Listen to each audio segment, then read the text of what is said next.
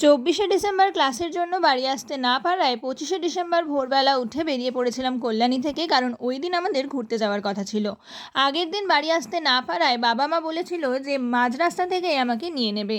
তাই আমি কল্যাণী থেকে বেরিয়ে পড়েছিলাম কোলাঘাট আসার উদ্দেশ্যে। আর কোলাঘাট এসে বাবা মায়ের সাথে দেখাও হয়ে যায়।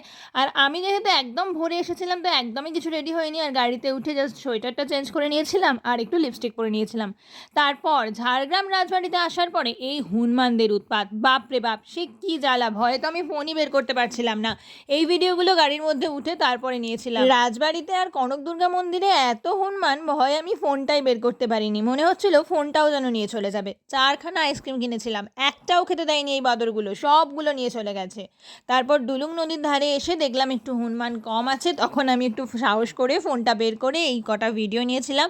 তারপরে ওখান থেকে বেরিয়ে আবার কোথায় গেলাম সেটা দেখাবো নেক্সট ভিডিওতে। ততক্ষণের জন্য বাই।